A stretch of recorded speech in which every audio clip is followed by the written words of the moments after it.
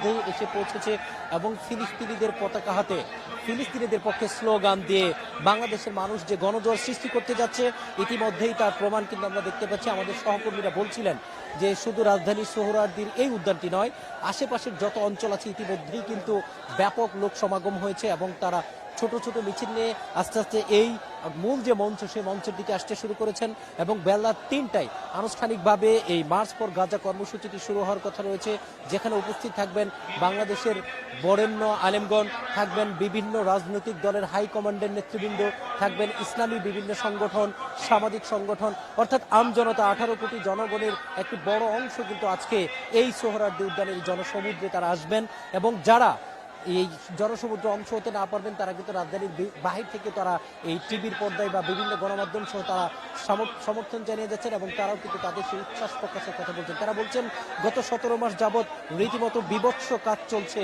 এই গাজার উপর, বিশেষ করে গাজাবাসীর উপর। ফিলিস্তিন অপারেশন আয়রন সোর্স নামে যে গণহত্যার মিশন শুরু করেছিল সেই মিশন কিন্তু এখনো চলমান। সেই মিশন কবে শেষ হবে এখনো কিন্তু বলা যাচ্ছে না। ফলে বাংলাদেশের জনগণ ফিলিস্তিনিদের পাশে আসে এটি বোঝানোর জন্যই কিন্তু বেশ কিছুদিন থেকে আমরা বিভিন্ন বিক্ষোভ মিছিল, সমাবেশ, মানববন্ধন দেখছিলাম এবং বাংলাদেশের ইতিহাসে প্রথমবারের মতো এমন একটি মার্চ ফর গাজা কর্মসূচির আয়োজন করেছে প্যালেস্টাইন মুভমেন্ট সলিডারিটি নামক যে সংগঠনটি। সেই সংগঠনটি ফলশ্রুতিতে হচ্ছে তারা এই যে বিক্ষোভের বা সমাবেশের ডাক দিয়েছে সে সমাবেশ কিন্তু ইতিমধ্যেই ব্যাপক জনসমুদ্রে পরিণত হয়েছে। আপনারা দেখতে পাচ্ছেন শুধু রাজধানী ঢাকায় নয়, রাজধানী ঢাকার বাহির থেকেও ব্যাপক লোক সমাগম এসেছে আমরা দেখতে পেয়েছি এবং যতগুলো পয়েন্ট আছে এই সোহরাওয়ার্দী উদ্যানে ঢোকার প্রত্যেকটা পয়েন্টে কিন্তু লোকে লোকারণ্য এবং সবার হাতে ফিলিস্তিনিদের পতাকা। আপনারা দেখতে পাচ্ছেন যে ফিলিস্তিনিদের পক্ষে নানা স্লোগান দেওয়া হচ্ছে, সেখানে ফিলিস্তিনিদের পতাকা ওড়ানো হচ্ছে। আপনি জানেন যে এই একেবারে ছোট্ট একটি শহর হচ্ছে গাজা, সেই গাজায় প্রায় 51 লক্ষের অধিক মানুষ বসবাস করে।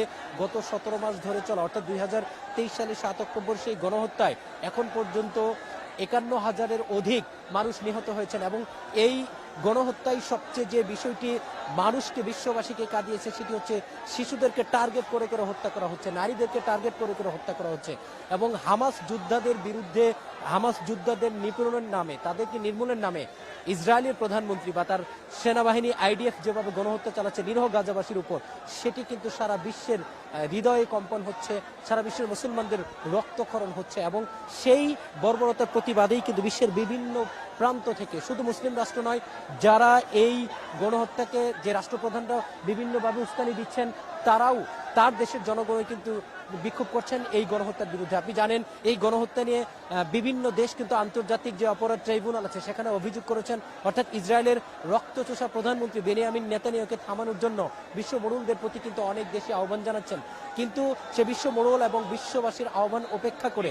নেতানিয়াহু এবং তার সেনাবাহিনী আইডিএফ যেভাবে গণহত্যার মিশনে নেমেছেন তাদের উদ্দেশ্যই হচ্ছে পুরো গাজাকে ধ্বংসাত্মকে পরিণত করে এবং তার প্রমাণে কিন্তু আমরা দেখতে পেয়েছি যে গাজার 69% যে দালান বা হচ্ছে সেখানে অবকাঠামো রয়েছে সেই অবকাঠামোগুলো ধ্বংসের দ্বার প্রান্তে এবং সেগুলো ধ্বংস হয়ে গেছে। এজন্য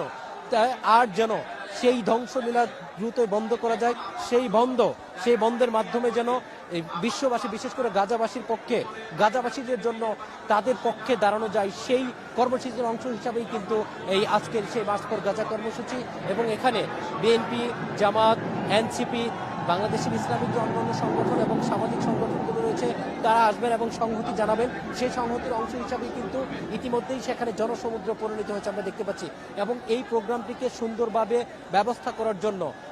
মঞ্চের যে মূল মঞ্চ সেই মঞ্চের পরে কয়েক স্তরের নিরাপত্তা ব্যবস্থা করা হয়েছে। ফলশ্রুতিতে এই যে গাজাবাসীর পক্ষে যে গণজোয়ার তৈরি হয়েছে সেই গণজোয়ারের মাধ্যমে বিশ্বের কাছে আরও একবার জানান দিচ্ছে